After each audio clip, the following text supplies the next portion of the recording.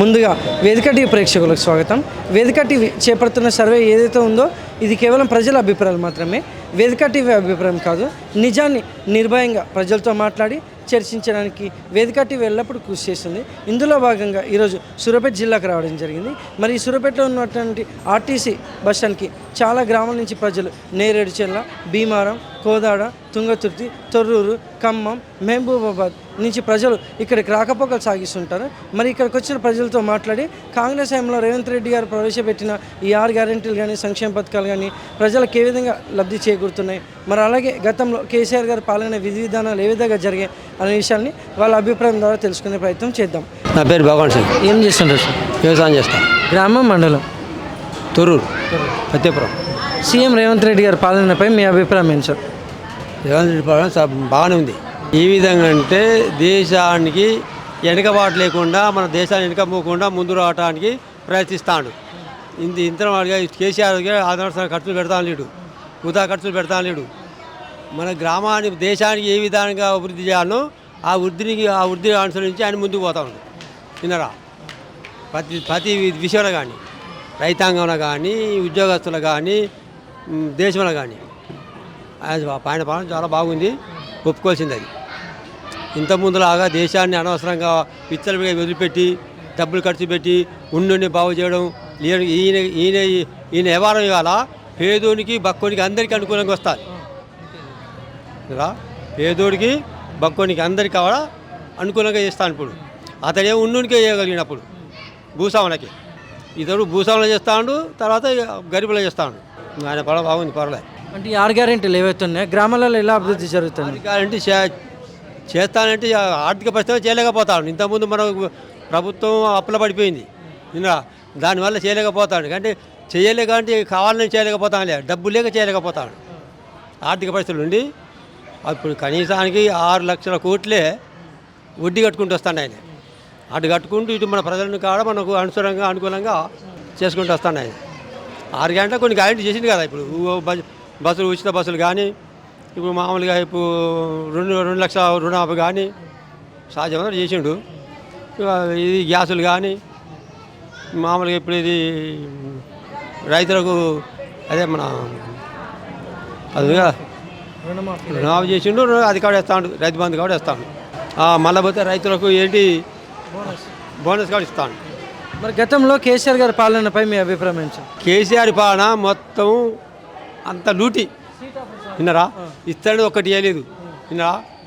ఒక్క 10 కాడ వేయలేదు. విన్నా? ఆడేంటిది మన ఇప్పుడు ఇంద్రమ్మ ఇండ్లు అన్నాడు, ఇండ్లు డబల్ ఇండ్లు వేయలేదు. కనీసానికి మనకి ఇది అన్నాడు, ఒక పని కాస్త చేయలేదండి.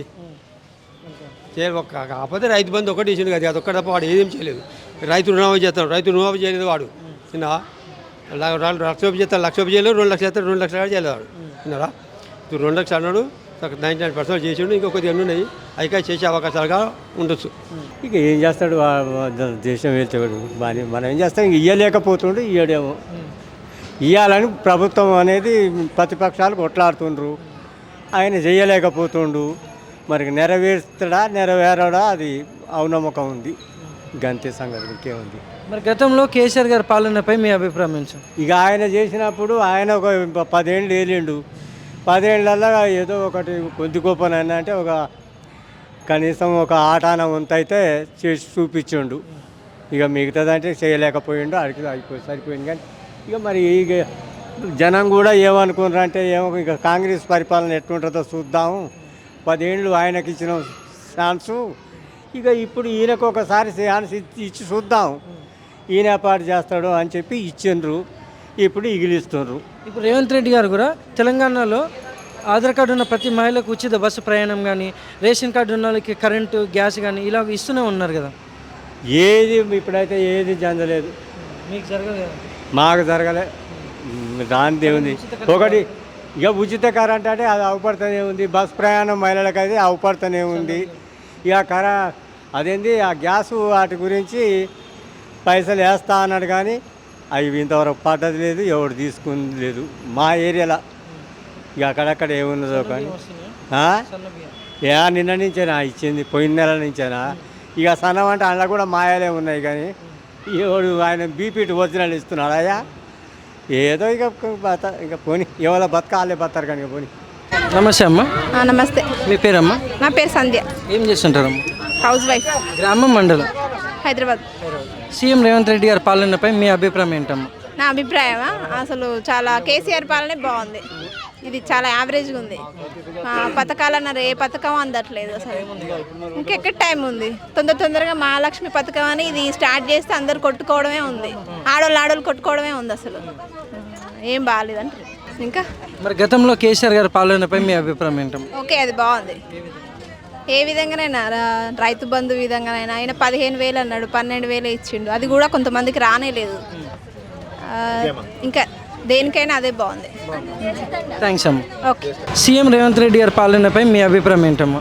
మా అభిప్రాయం ఏముంది, 4,000 పింఛన్ ఇవ్వలేదు. ఆ బియ్యం ఇస్తుండు, ఆ బియ్యం కూడా ఎట్టిస్తాడో ఏం సంగతి.